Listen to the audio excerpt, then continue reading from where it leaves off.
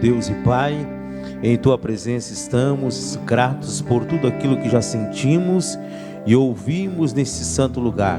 Agora, Deus, permita que os nossos ouvidos estejam atentos a ouvir a Tua doce voz.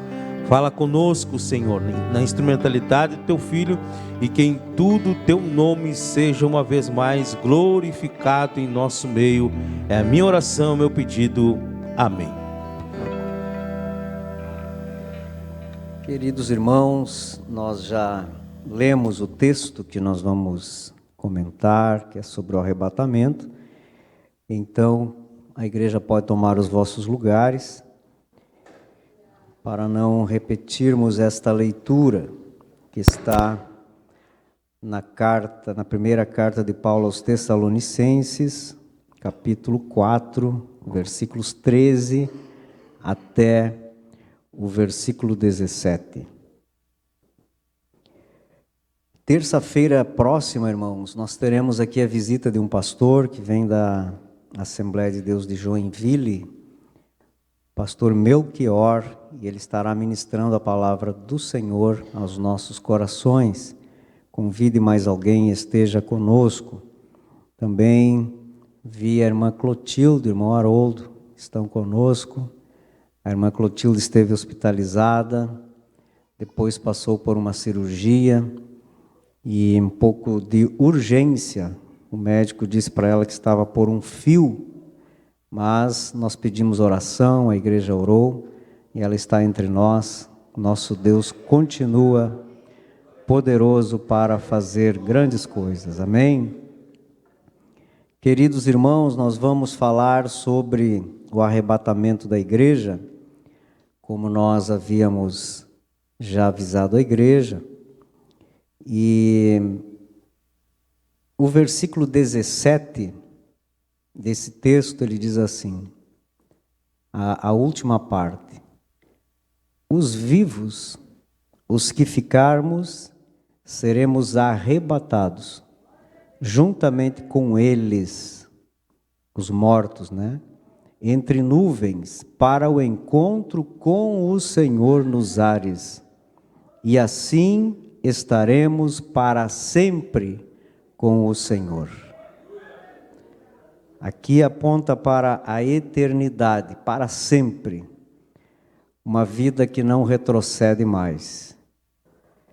E nós cremos nisso, apesar de para muitos ser um fato que não vai se concretizar devido à incredulidade de muitos. Mas nós que cremos na palavra de Deus, aguardamos ansiosos por este dia.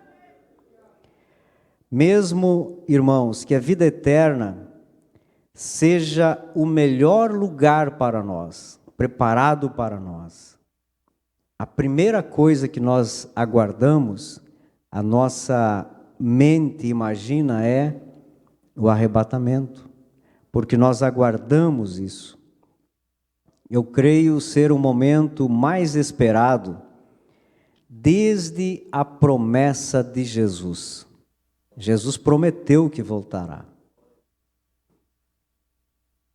João, capítulo 14, versos 2 e 3, ele diz assim: na casa de meu Pai há muitas moradas. O versículo 3, na sua parte 2, diz assim: voltarei e vos receberei para mim mesmo, para que onde eu estou, estejais vós também. E nós aguardamos este momento, para estar sempre com Jesus. O céu é apenas um detalhe, porque a nossa alma, ela anseia estar perto de Jesus Cristo. E é isso que ele promete.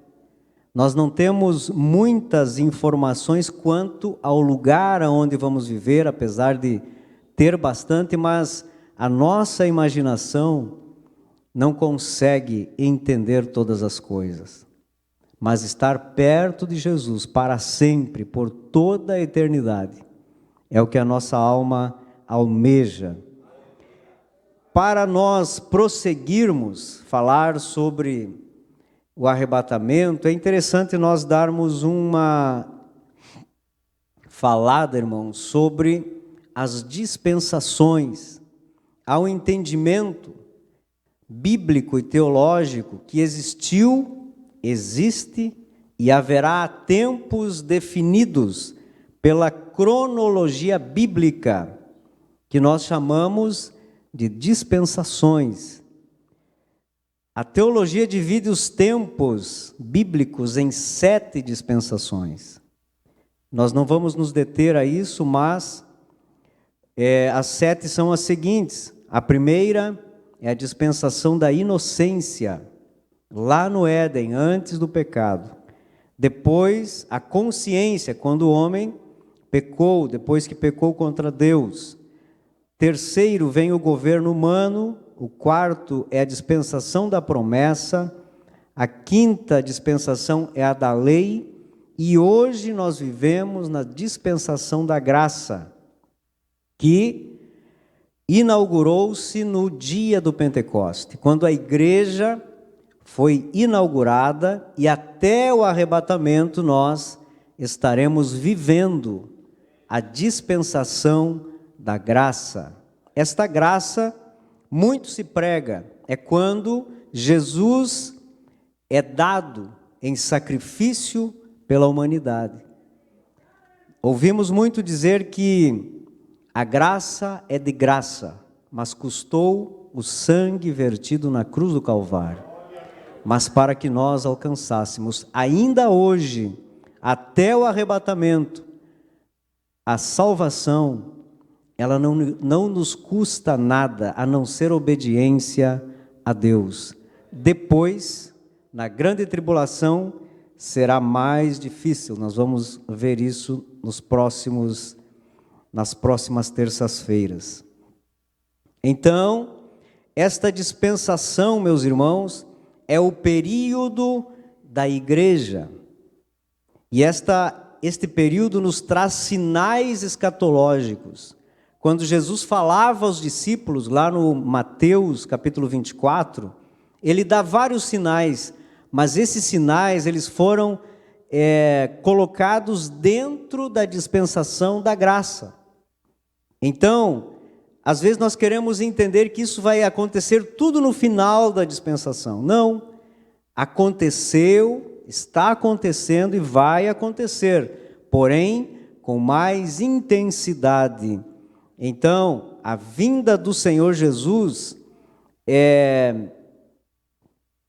acontecerá após o término da dispensação da graça. O noivo virá buscar a igreja. Nós vemos os sinais, no Mateus 24 ali, princípio das dores, o engano, muito evangelho pregado para enganar as pessoas, as guerras, as fomes, terremotos, perseguições, falsos profetas, escândalos, esfriamento do amor e muitas outras coisas, A multiplicação da ciência, imoralidades, o que nós vemos muito nos nossos dias, que fogem da normalidade, que são coisas que nós não gostaríamos de viver, mas infelizmente estamos vivendo. Isso são os sinais. Mas o verso 13 de Mateus 24 nos alerta: aquele, porém, que ficar firme até o fim, este será salvo. O arrebatamento, queridos, ele é um mistério para nós, porque nunca aconteceu, mas vai acontecer. Nós não sabemos definir os pontos, nós não entendemos, esta é a realidade.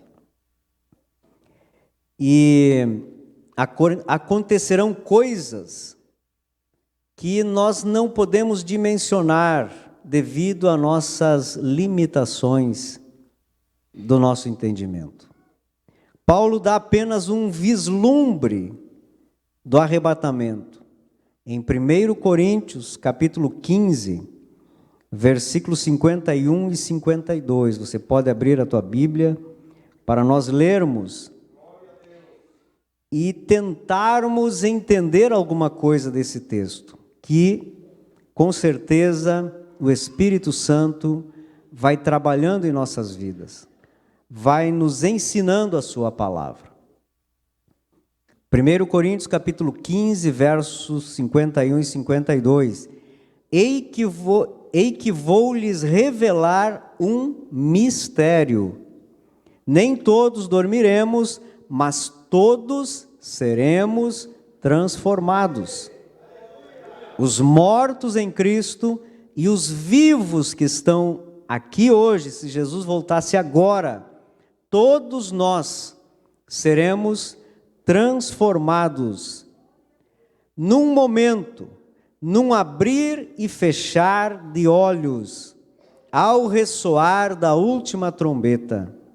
A trombeta soará, os mortos ressuscitarão incorruptíveis e nós seremos transformados. Isto é o arrebatamento, além de levar-nos ao encontro de Jesus. Ler, irmãos, talvez seja a parte mais fácil de entender o arrebatamento, ler esse texto. Explicar dificulta um pouco, mas crer que o arrebatamento acontecerá, como está escrito aqui, é pela fé que eu e você temos na palavra do Senhor. Eu creio que todos nós cremos nesta promessa, que Jesus está às portas. Talvez você possa dizer, mas eu ouço isso há muitos anos.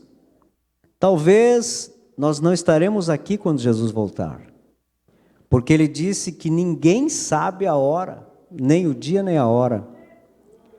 Talvez vai demorar muito tempo, mas pode ser hoje, porque Ele disse que vai voltar. A nossa esperança continua viva nas promessas do Senhor. Ser transformado num abrir e fechar de olhos, num piscar de olhos, que é menos que um segundo, mortos ressuscitando e de repente todos nós nos encontrando nos ares com Jesus. É algo inimaginável, de nós simplesmente piscar e não estarmos mais aqui, estarmos com Cristo. É uma cena que nós nunca vimos. Às vezes nos filmes, que nós assistimos e lá acontece algum arrebatamento. Tem um vídeo muito lindo que estão todos na igreja e de repente some a maioria. É um vídeo de impacto para a nossa fé. Mais ou menos se entende assim. E se hoje acontecesse isso aqui? Agora, como está a nossa vida, como está o nosso coração, para num abrir e fechar de olhos nós não estarmos mais aqui? Queridos irmãos, nós precisamos ter esta firmeza, esta esperança. Nós não podemos viver uma vida desleixada na presença do Senhor, mas sempre alerta. Tudo aquilo que nos afasta de Deus precisa urgentemente ser descartado, ser tirado do nosso caminho. Se o nosso pé nos faz pecar, é melhor entrarmos no céu com um apenas. Se o nosso olho nos faz pecar, é melhor entrar no céu com um apenas, porque lá nós teremos um corpo glorificado, não vai faltar nada, vai ser um corpo maravilhoso. Não sabemos a data nem hora, Mateus 24 e 36, mas a respeito daquele dia e hora, ninguém sabe, nem os anjos dos céus, nem o Filho, senão o Pai. Lógico que aqui Jesus estava falando ainda na terra, quando ele havia se despido de toda a sua glória, mas com certeza Jesus Cristo sabe o momento. Mas por amor, por misericórdia, talvez ele esteja demorando para que não se percam muitos que devem ainda tomar uma decisão na sua vida. Outros que estão vivendo à margem do caminho, mas que o Senhor estende a sua graça e a sua misericórdia até estes também. Não haverá qualquer sinal indicador, irmãos. Às vezes nós, talvez, queremos esperar que saia uma notícia de um grande líder, de uma grande guerra.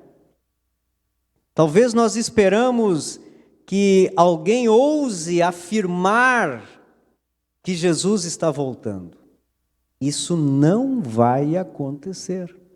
A palavra é muito clara, que é num abrir e fechar de olhos, mas que ninguém sabe a não ser Deus.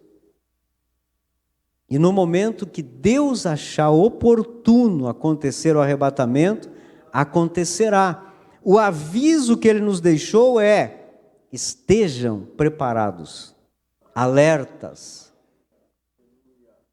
servindo a Deus de todo o coração. Entretanto, Jesus nos aconselhou a atentar para os sinais. Olha para os sinais, mas estes sinais não resolvem a tua vida cristã. O que precisa acontecer é estar preparado. Mateus 24:32, Jesus nos aconselhou. Apesar de que não basta atentar para os sinais, eles não vão nos salvar. Mas como eu disse lá na primeira terça que falamos nesse assunto, menos preocupações com os sinais, mais preocupação com a nossa vida espiritual. Por quê? Porque talvez eu não chegue até o arrebatamento. Talvez o meu coração não suporte. É tão simples hoje, alguém infarta, passou da morte para a vida. É tão rápido, irmãos, que nossa preparação não deve ser apenas para o arrebatamento, mas para em um momento encontrarmos com Cristo. Então não haverá sinal, não espere por sinais. Não espere que alguém surja como libertador do mundo. As notícias, as pessoas dizem: fulano será o anticristo. Surgiu alguém, olha como ele se porta, olha o que acontece com ele, esse será o anticristo. Nós não estamos preocupados com o anticristo. Nós estamos preocupados com Cristo. A nossa preocupação é estar com Ele. Esqueçamos o anticristo. Esse não vai nos trazer alegria alguma. Jesus virá secretamente para a igreja. Só nós, os salvos, ouviremos o que está aqui no versículo 16. Porque o Senhor mesmo, dada a sua palavra de ordem, ouvida a voz do arcanjo e a ressoada a trombeta de Deus. Estas três coisas nós vamos ouvir. A palavra de ordem do Senhor, a voz do arcanjo e a trombeta de Deus que vai soar. E nesse momento nós já estaremos com Cristo. Mateus capítulo 25, versos 1 ao 13, nos traz a parábola das 10 virgens. E o noivo não mandou ninguém avisar que ele estava chegando. Quando elas se deram conta ele já estava chegando. E tinha gente despreparada. Podemos também ver lá no capítulo 24 de Mateus, versículos 39 ao 44. Jesus fala da vigilância, semelhante aos dias de Noé. Eles estavam avisavam, mas o povo continuava casando, dando-se em casamento, festas, orgias, estavam envolvidos com as coisas desta vida e não viram. Quando Noé e sua família entraram na arca, Deus fechou a porta por fora e não houve oportunidade para mais ninguém. Será secreto para a igreja verdadeira, imaculada. Amém? Os participantes do arrebatamento, quem serão, irmãos? Jesus, o mais importante personagem desse fato, o arrebatamento. Ele vem buscar a igreja. Ele não vai mandar um anjo, nem um arcanjo, nem um querubim. Ele próprio desce dos céus para nos encontrar. Não vai mandar recados, mas o noivo vem buscar a sua igreja, porque foi ele que ressuscitou, foi ele que morreu e ressuscitou, foi ele que fez a promessa e cumprirá a promessa. Você crê assim? Ele assumiu uma responsabilidade com a igreja. Assim como subiu, há de voltar para buscar o seu povo. E também o outro personagem é o povo, eu e você, que nenhum de nós fique para trás, mas que todos nós tenhamos uma vida que condiga com a palavra de Deus, para que no dia do arrebatamento, o nosso espírito, que condiz com o Espírito Santo, nos mantenha preparados, para que quando a trombeta soar, nós da mesma forma que todos os demais, de todas as regiões do mundo, todas as línguas, todos os idiomas, de todos os tempos da igreja, num abrir e fechar de olhos, nos encontramos todos juntos. Que reunião linda que será. Talvez você tenha saudades de alguém, talvez você tenha curiosidade para conhecer os discípulos de Jesus, o apóstolo Paulo.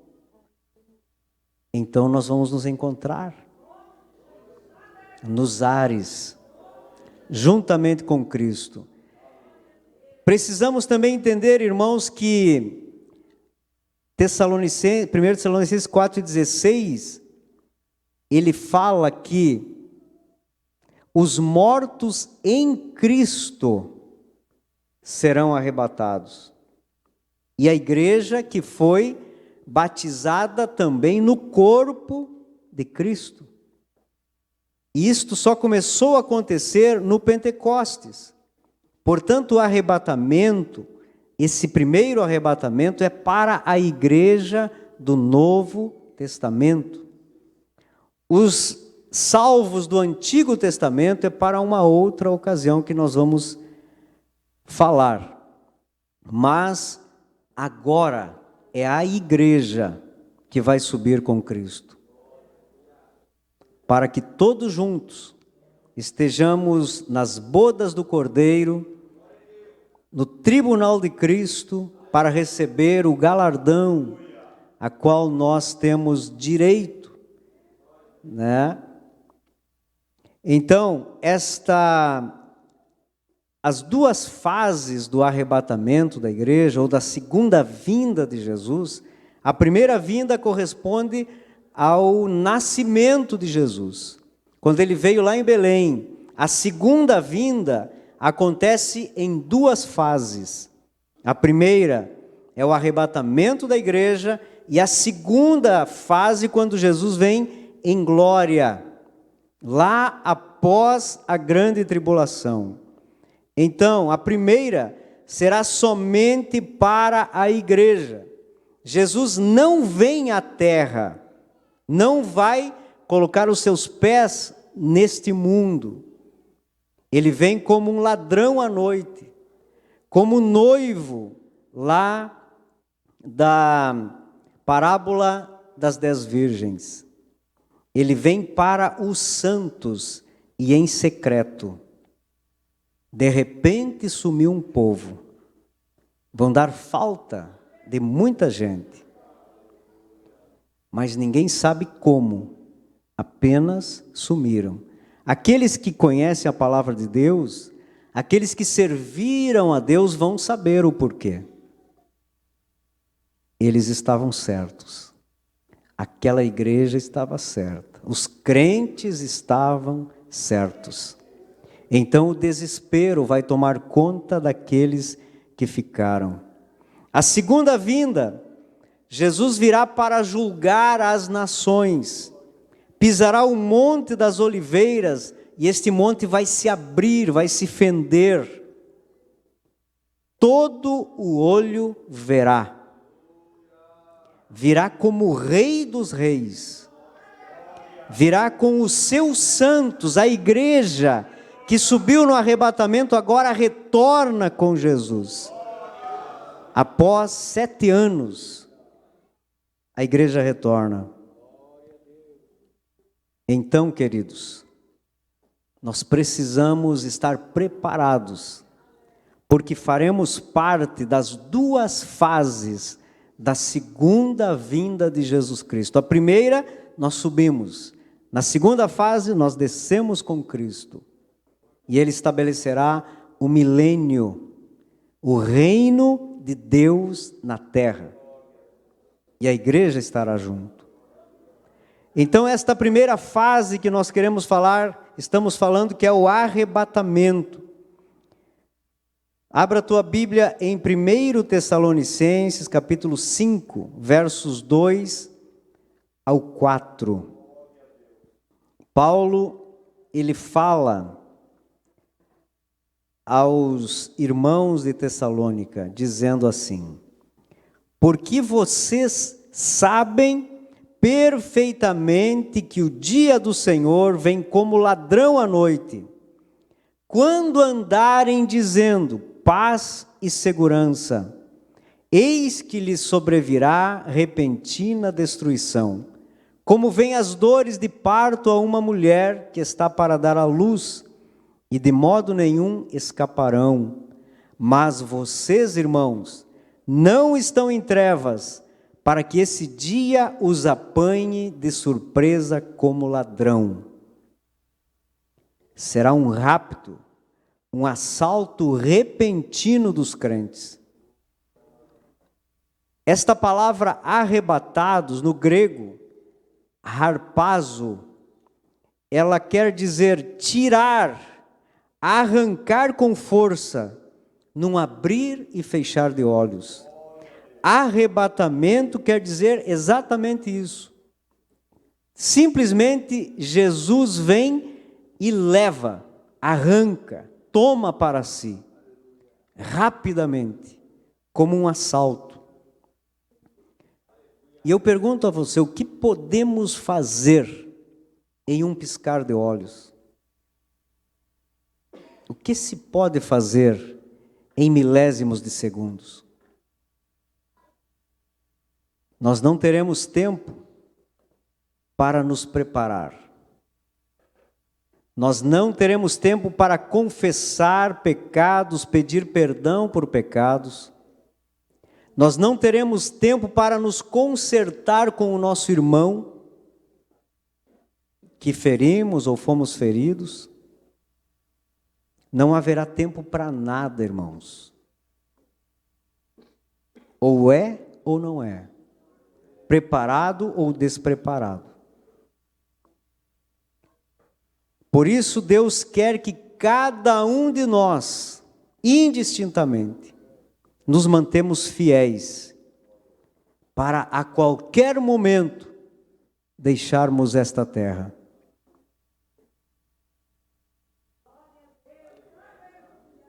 O versículos 16 e 17 de 1 Tessalonicenses diz que ele virá nos ares, será secreto, para firmar isso, para que entendamos que estas duas fases são distintas. A primeira fase, Jesus vem só para a igreja, em secreto, e ele não desce à terra. Na segunda fase, ele vem, todo olho verá, a igreja vem junto, e ele pisará o monte das oliveiras.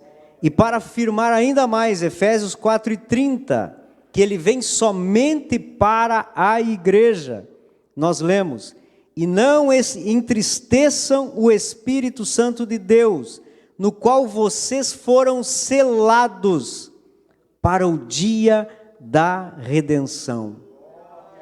Quando aceitamos Jesus, o Espírito Santo nos coloca um selo, e esse selo, ele precisa estar ativo em nós, para quando Jesus voltar, ele possa ver em nós que somos selados pelo Espírito e nos arrebate juntamente com os demais. 2 Timóteo capítulo 2:19, o Senhor conhece os que lhe pertencem. Ele sabe quem somos, ele sabe quem está preparado, ele sabe quais os corações estão voltados para Deus. Não há como burlar o arrebatamento, não há jeitinho brasileiro, porque isso depende de Jesus. Ele sabe quem eu sou, ele sabe o que a minha vida tem feito, o que eu tenho feito com a minha vida. Ele sabe se eu estou tendo Deus como prioridade da minha vida ou não, se eu estou preparado ou não. O mundo não verá, mas sentirá a nossa ausência. Acreditamos, irmãos, no pré-tribulacionismo. A Assembleia de Deus crê nesta doutrina. Pré-tribulacionismo é crer que o arrebatamento acontece antes da grande tribulação. Pós-tribulacionismo é uma interpretação que diz que o arrebatamento acontecerá após a grande tribulação. Mas nós pregamos que o próximo evento escatológico é o arrebatamento. A igreja será arrebatada antes da grande tribulação, pois entendemos que a grande tribulação é o que a Bíblia fala e afirma que é a ira de Deus sobre os ímpios. Se a ira de Deus é sobre os ímpios, a igreja não deve estar aqui. E quando nós estamos ansiosos por algo, este acontecimento, geralmente é algo bom. Ninguém fica ansioso para um problema ou para sofrer. Nós estamos ansiosos pelo arrebatamento, a alegria de termos vencido e encontrarmos com Cristo. A palavra de Deus nos afirma que não fomos destinados para a ira, mas para a salvação. 1 Tessalonicenses, capítulo 5 e o verso 9. Abra a Bíblia aí para nós lermos.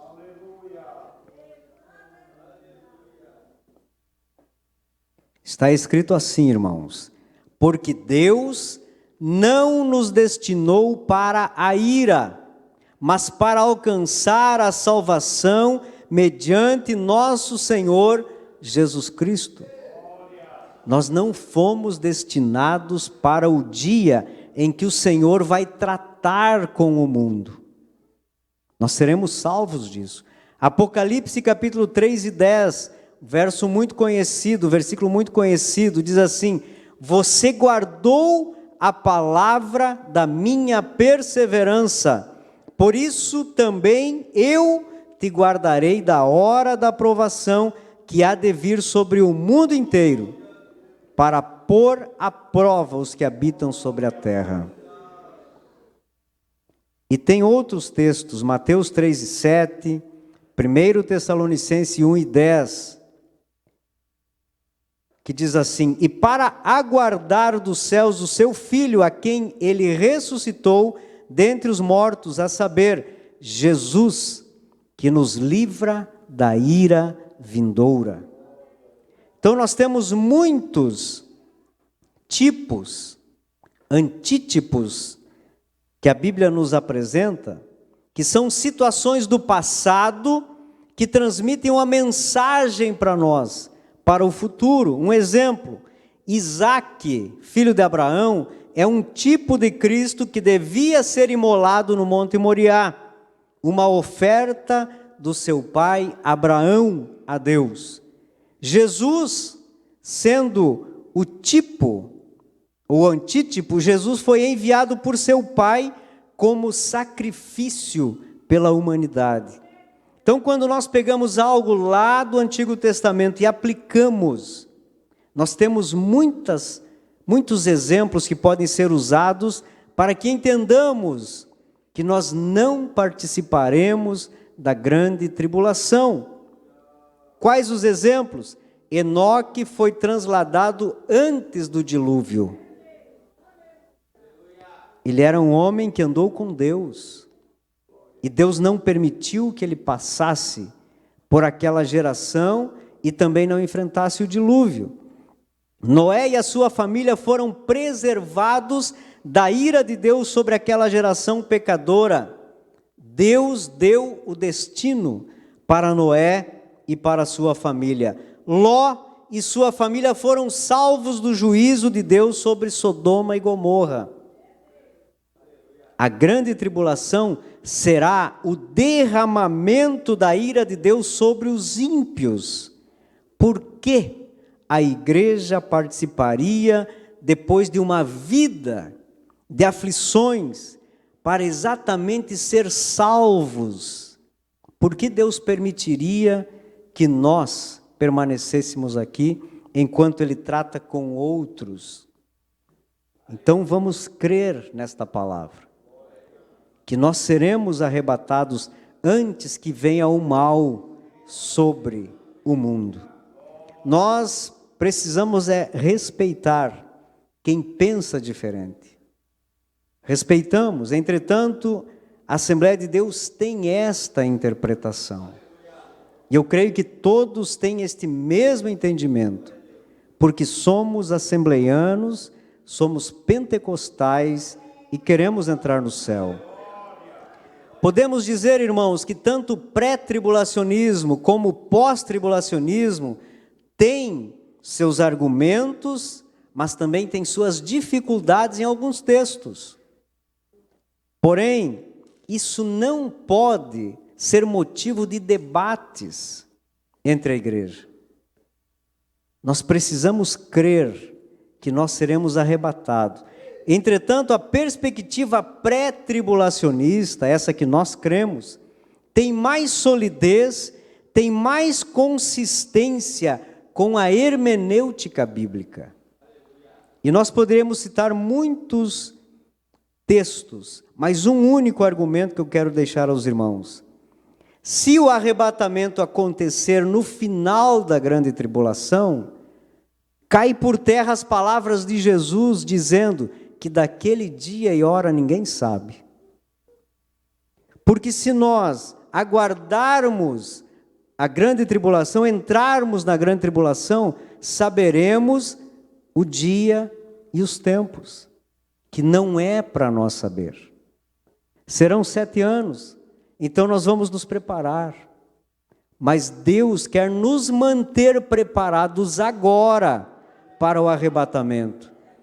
E entendemos que a salvação não se dá por fé no pré-tribulacionismo, no pós-tribulacionismo, no mesotribulacionismo, que é uma outra visão ainda, mas pela fé em Cristo Jesus.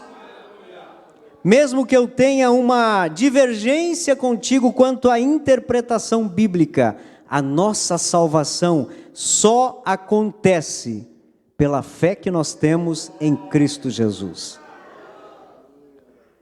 A segunda fase do arrebatamento nós falaremos depois, mas vamos ver os resultados do arrebatamento. Vários são os resultados, mas alguns deles, a promessa de Jesus estará cumprida. Quando o arrebatamento acontecer, nós suspiraremos. Era verdade, eu acreditei, eu tive fé, e olha onde estou.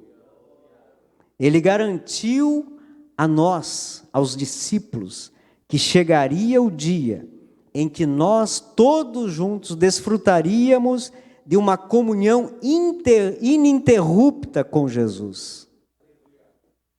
Eu sempre digo, irmãos, quando nós sentimos a presença do Espírito Santo, é maravilhoso. E muitos que choram bastante, não é a minha facilidade, mas choramos por estar na presença de Jesus. Mas imagina você estar com Ele para sempre. Esse gozo, o gozo da salvação, integralmente, sem interrupções. Sabe aquela oração quando você está de joelhos dobrados e não tem vontade mais de levantar dali? Aquela sensação é pouco do que nós vamos viver lá nos céus. Tem muito mais para nós. Também será a conclusão da nossa salvação.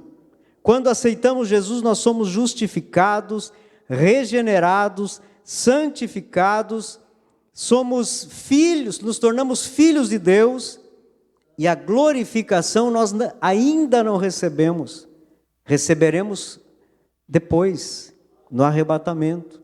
Aí sim, teremos um corpo glorificado, desfrutaremos da salvação de forma plena. Não mais seremos limitados a esse corpo físico que nos leva a pecar. Não haverá mais tentação contra nós. As provações passaram, tudo se fez novo para aquele que é salvo. E para concluir, irmãos, igreja, não ignore estas coisas.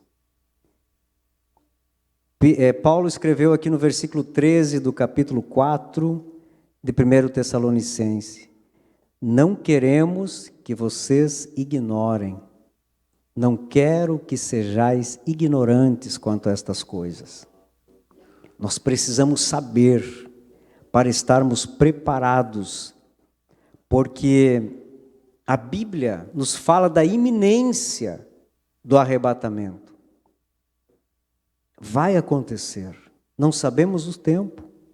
Já falei aqui que Deus quer nos manter alerta, porque pode acontecer a qualquer momento. Então não vamos ignorar estas coisas. Sejam fiéis a Deus. Não troquem a presença de Deus por qualquer prazer momentâneo.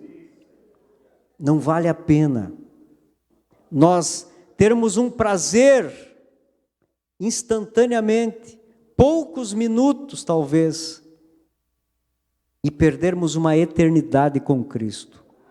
Não vale a pena. Rejeitem as ofertas do diabo. Não caiam nas suas armadilhas. Elas são sutis. Elas querem sempre nos armar alguma coisa para que nós não venhamos ter forças para sair. São as artimanhas do inimigo. O alvo do crente é estar com Cristo, é os céus. É ver Deus na sua glória, é viver eternamente com Cristo. É o desejo de Jesus para nós, para a minha e para a tua vida. Ele preparou todas as coisas. Há casas, ele disse, na casa do meu pai há muitas moradas. Ele só foi organizar agora para que nós possamos ir morar com ele. Então não desperdice a oportunidade de ser vencedor. De que adianta? Vocês lembram daquela frase? Nadou e morreu na praia. Para nós não serve isso. Nós precisamos vencer, fiéis até o fim. Nada pode nos separar do amor de Cristo. Paulo aos Filipenses capítulo 3 e 14 diz assim: prossigo para o alvo, para o prêmio da soberana vocação de Deus em Cristo Jesus. E Paulo é um grande exemplo para nós, mesmo com todas as dificuldades, sendo esquecido por tudo e por todos, mas ele tinha um alvo e ele chegou lá. E eu e você chegaremos lá também. Muitos vivem querendo ir para os céus, meus irmãos. Falam no arrebatamento, mas não vivem como aqueles que amam a Deus. E lá só entra quem ama a Deus. É simplesmente um medo da condenação, é um medo do inferno que faz muitos a entenderem que estão no caminho. Mas viver à margem do caminho não é ser um cristão, não é ser discípulo de Jesus. Ser discípulo de Jesus para morar no céu é fazer como ele fez. O nosso modelo é Jesus. Paulo disse: sejam meus imitadores como eu sou de Cristo. Nós precisamos imitá-lo em todas as coisas para chegarmos lá. O céu é para quem ama a Deus, para quem obedece a Deus. Não é para quem entende que o céu é apenas uma opção. Já que tem duas opções, a melhor é o céu, então eu quero ir para lá. Não é assim. Para ir chegar lá, tem uma estrada. E essa estrada é difícil. Pior quando nós entendemos que temos que carregar uma cruz todos os dias. Renegar a própria carne, os interesses humanos, os prazeres mundanos, colocar a cruz nos ombros e seguir esse caminho, porque lá no final é glória. Lá no final é uma terra que está preparada para nós, que nós não imaginamos, porque Paulo escreveu: fui até o terceiro céu, vi coisas inefáveis, que eu nem sei contar. Nem vou falar para que não estrague a surpresa que Deus tem para nós. É para lá que nós vamos. Então fica firme. Não desperdiça o tempo, porque o Senhor está às portas. E aquilo que estamos aprendendo hoje será uma realidade nas nossas vidas em breve. Assim eu creio, e eu creio que você crê também. Vamos nos colocar em pé. Se alguém quiser passar aqui diante do altar para receber uma oração, se alguém quer aceitar Jesus como Salvador, retornar para os caminhos do Senhor ou fazer um novo propósito com Deus, passe aqui na frente, nós queremos orar por você. Tem alguém que deseja passar?